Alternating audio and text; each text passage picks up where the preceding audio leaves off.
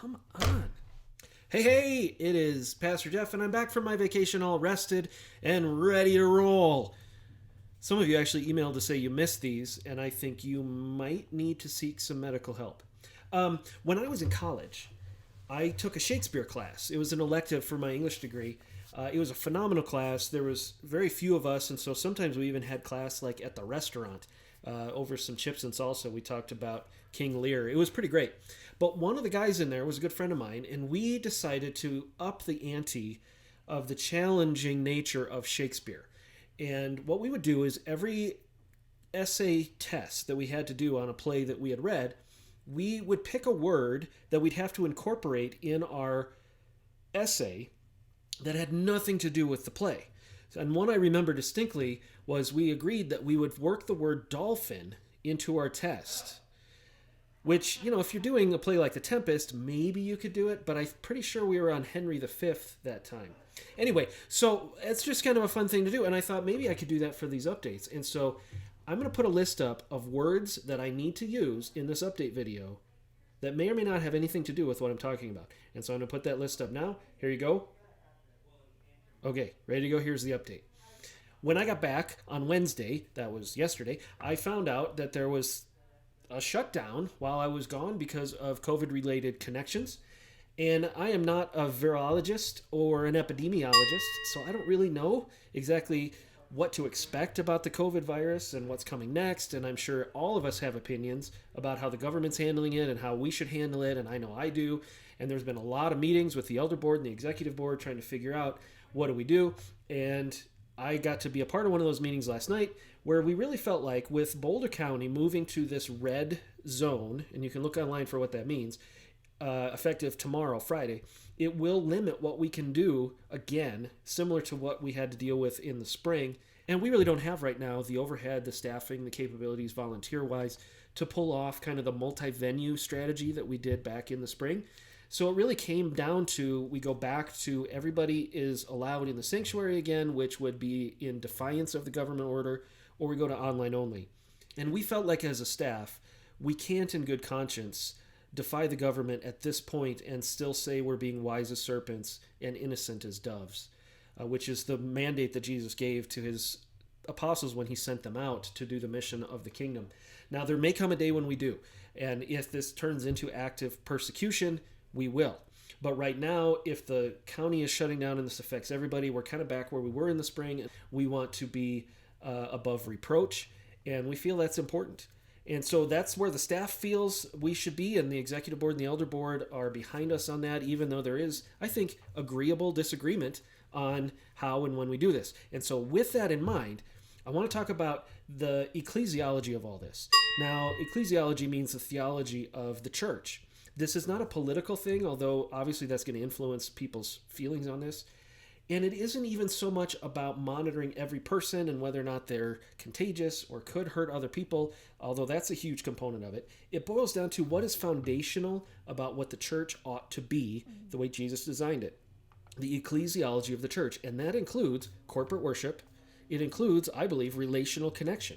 And those are two things that we offer on Sundays that if we're online, are we really offering that? And we all feel that burden, which is why, number one, we expect to get back as soon as we can, just like we did earlier this year. We did a lot more than a lot of other churches did in Boulder County to get those meetings happening and getting started as quick as we can. We'll do that again.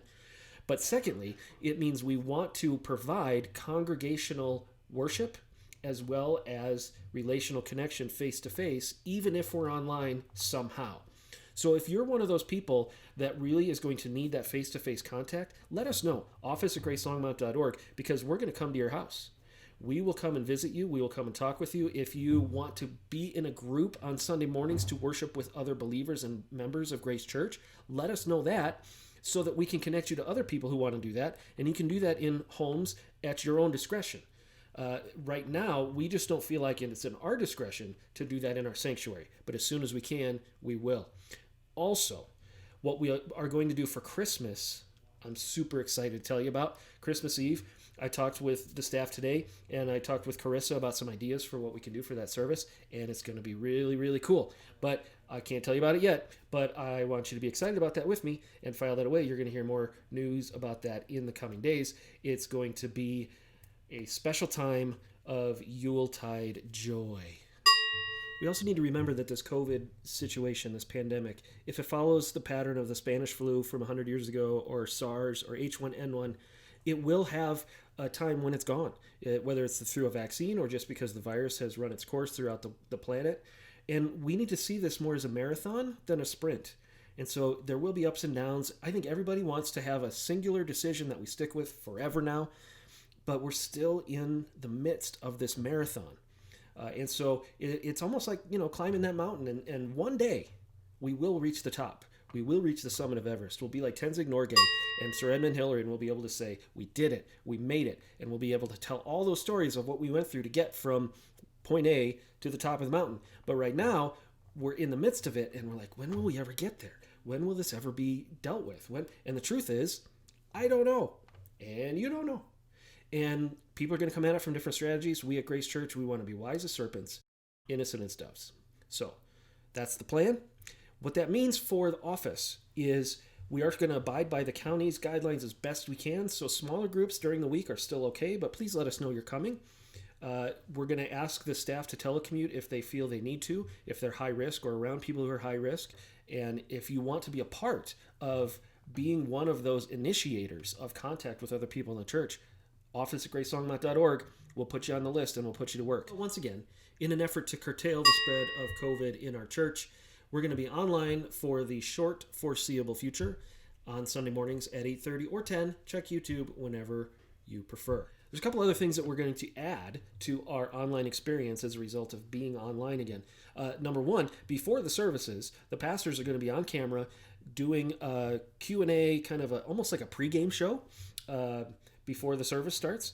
So you can check in and they'll talk to you as opposed to just send a little message on the YouTube thing, but they'll actually be there in person before the service starts. So if you want to get there early before the services, that would be great, and you can check that out. Also, Monday at 1 o'clock on Facebook Live and on the YouTube page, I'm going to be doing a sermon post-op, a follow-up to the sermon where I can maybe delve into things that we didn't have time for in the sermon itself, or that I didn't think of until after I preached, or questions and answers that might come up from people who are there. So if you want to come and be a part of that, that'll be awesome. And then if you are a part of the Wednesday Night Romans group, or if you want to be a part of the Wednesday Night Romans group, that we're going to move to Zoom so that we can get a recording of it and we can still have the interaction and keep everybody safe. So starting Wednesday, the first Wednesday in December, which I believe is the 2nd, that's when we'll fire up the Romans class again, and we will send out a Zoom link to anyone who's interested and figure out a way to get you that so that you can check in at 6:30 Wednesday, December 2nd. We'll resume the Roman study that way. So if you have other questions, I know you might have concerns or pushback or whatever, let us know. We want to stay engaged as much as possible. Thank you for all your prayers about the business meeting that went pretty well a couple weeks ago, and certainly for your support and care for us as Abby and I were able to go away and have a nice little break. But we're back at it and excited to see what God's going to do next. Let's take a hold of this opportunity about how we can be the church, because it's not the building, it's the people, and encourage one another to love and good deeds, especially as we see the day approaching, because it is. And I'm going to preach about that a little on Sunday as well. So thanks for being a part of this. Until next time, I'm Jeff, and you're you, Octopus.